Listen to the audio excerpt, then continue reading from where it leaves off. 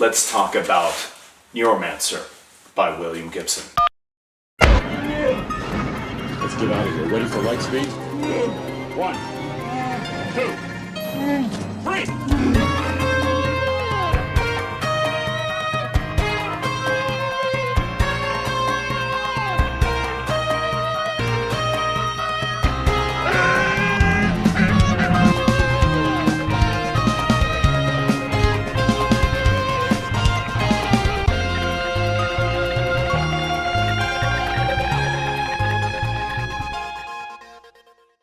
For a brief synopsis, just so you have an idea of how incredibly overreaching this book is,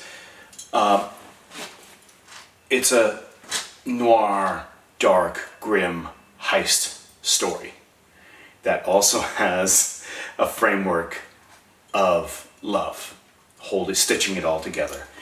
And lurking on the outside is a soon-to-be omniscient AI creeping around, putting all the pieces together, unbeknownst to the characters who are kind of being manipulated all along. So the themes it brings together, you could see everywhere contemporaneously, that hacking for money culture, drugs, AI consciousness, it all blends into this cyberspace, information matrix, and in a way that sort of is more Blade Runner than Blade Runner itself was. Or to go back to the original source material, it's more Blade Runner than the original book by Philip K. Dick, which is the Do Androids Dream of Electric Sheep.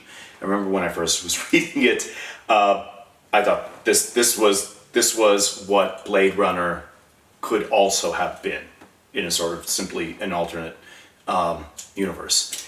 And it predates The Matrix incredibly, and the Wachowski sisters now cite this as a major influence on their work too. It set science fiction standards for this techno-fetishism, implants, augmentation. It's the idea of somebody, a hacker at a keyboard in cyber reality, going through reams of data. This is what he flushes out first, better than anybody else. The first time I read it, I think I was actually wearing this shirt. It was 1986, and I'm wearing it again. It's actually a different color now, but it's a love story. Believe it or not, it runs through the whole thing, and it feels sickly and wrong. It's Baudelaire, it's Fleur de Mal, it's the petals coming off this poison rose that are falling into this mercury pool of toxicity.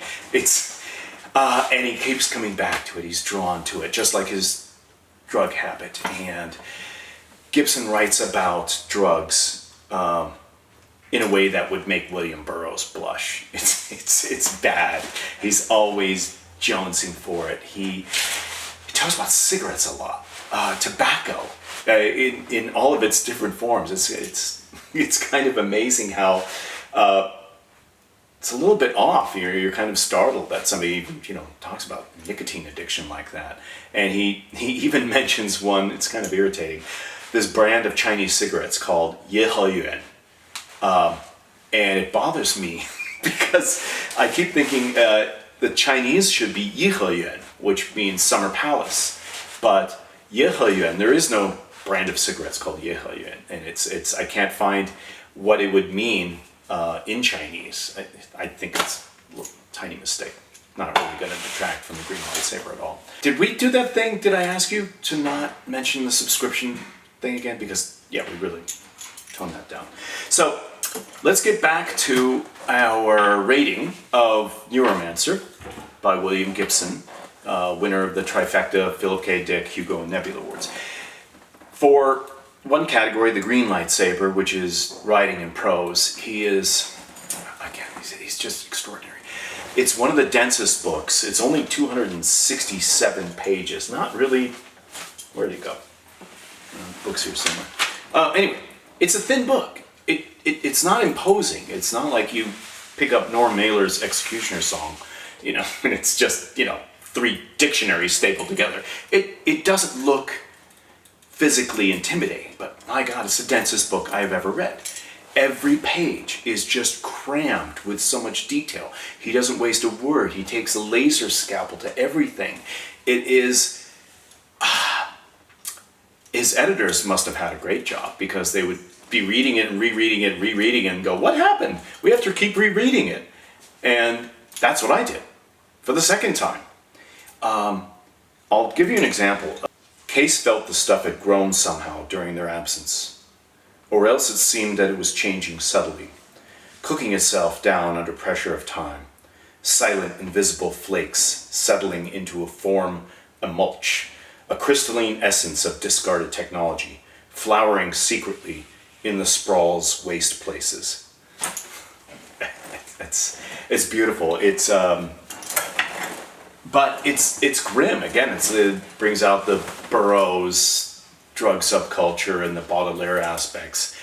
And I enjoyed rereading it because he, in addition to that denseness of prose, and he does it page after page after page, there's hardly any filler. But the filler gives you pause to breathe. And it's not empty. It has to do with the story. But at least you aren't, hanging on by your fingernails, while this rocket ship is screaming into the atmosphere and you have nowhere to breathe. It's a fantastic accomplishment on every level. 4.9999 for the green lightsaber. 0.00001 detraction for that mistake with the Chinese cigarette brand. Sorry, that just really bothered me. He mentioned like 50 times. So the next category of our rating system involves the red lightsaber, the Sith lightsaber, which is the story.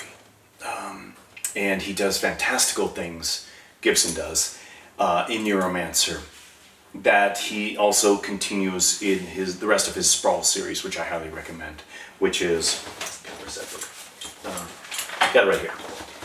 Count Zero, and also he goes on with the third of the Sprawl trilogy, Mona Lisa Overdrive, set in the same universe, which happens to be the eastern seaboard of the United States, called the Sprawl, and it's a megalopolis that goes from Atlanta to Boston, and of course every other major urban center on the planet is something like this. And it's a small world. People are getting around continuously. That's interconnected.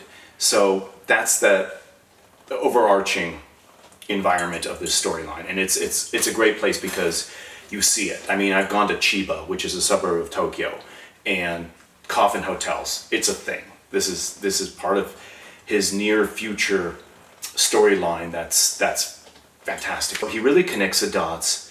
The storyline keeps you still intrigued, even though it's very dense writing, because it's not a whodunit, but you know that there's this overriding AI consciousness, which are so far beyond anyone's idea of what intelligence could be, that you never really truly understand what their motive is.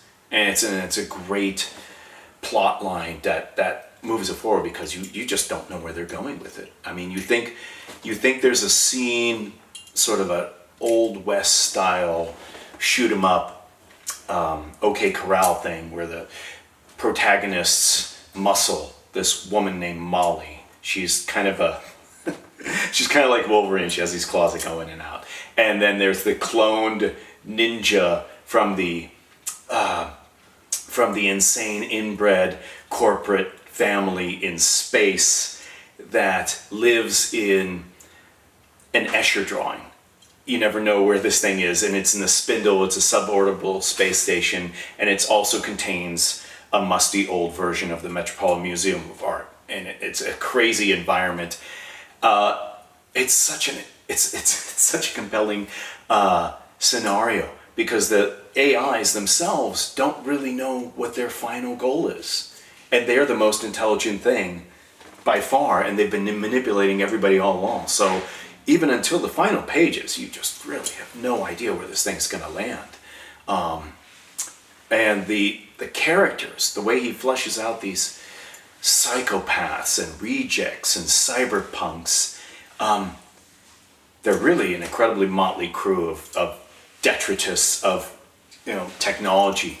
People have been thrown aside and don't want to fit in regular society, and it's where the term cyberpunk really boils down to its very lead gray essence. It's a 4.99999 into infinity and beyond, up until the last page. And that's why you want to continue with the Sprawl series, because there's more, there's much more, and it's not really a very thick book. Okay, so the third part of our rating system, the blue, or the giant Tesla coil light bulb that goes off over your head like Edison meeting Einstein. For Gibson, it's strange because he doesn't really invent anything. He simply takes what we already had in place and seamlessly pushes it just a little bit into the future. So again, you have that aha sense of this is where the future is going to take us. And it's insidious because it's everywhere in his writing. You feel like it's hand in glove. You can taste sleeping in a coffin hotel in some suburb of Tokyo because I've been there. I've been to Chiba. They have these things. Cyberpunk is such an ingrained part of our lives now. We know this disaffected, disillusioned person on the fringe who doesn't want to take part in regular consumer society. He fleshed that out with a couple of his partners in crime, Bruce Sterling, guy who wrote Gizmatrix. And another big idea is where the state of capitalism and corporate structure goes.